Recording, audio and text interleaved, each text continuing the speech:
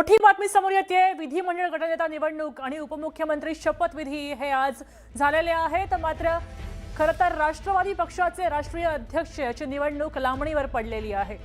राष्ट्रवादी पक्षाकडे कार्यकारी अध्यक्षपद हे एक महत्त्वाचं पद होतं, तेव्हा राष्ट्रीय अध्यक्ष निवडायची घाई केली जाणार नाही।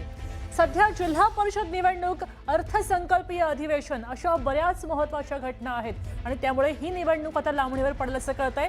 प्रफुल्ल पटेलांकडे राष्ट्रवादीचं कार्यकारी अध्यक्षपद दिलं जात आहे।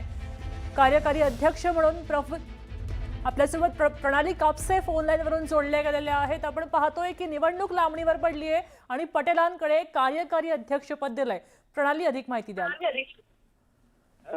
प्रफुल्ल पटेल हे राष्ट्रवादी पक्षाचे कार्यकारी अध्यक्ष आहेतच।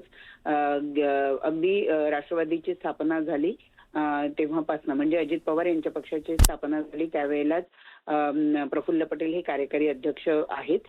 आणि राष्ट्रवादीची जी नवीन म्हणजे या राष्ट्रवादी पक्षाची जी नवीन आचारसंहिता आहे किंवा त्यांचं जे संविधान आहे त्या संविधानामध्ये कार्यकारी अध्यक्ष हे पद अस्तित्वात असल्यामुळं अध्यक्ष निवडीची इतकी गडबड करण्याची गरज नाही असंच वरिष्ठांचं म्हणणं आहे।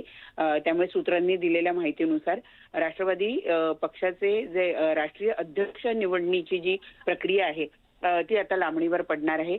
मुळात आता पुढचे 10 दिवस जो दुखवटा आहे तो आहे पवार कुटुंबियांना।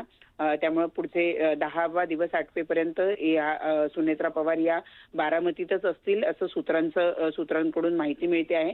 आणि त्यानंतर त्या मुंबईत येतील, त्यांचा उपमुख्यमंत्री पदाचा आणि त्यांना जी खाती दिलेली आहे त्यांचा पदभार त्या स्वीकारतील आणि त्यानंतर लगेचच आपल्याला माहिती आहे की राज्याचं अर्थसंकल्पीय अधिवेशन आहे ते सुरू होणार आहे।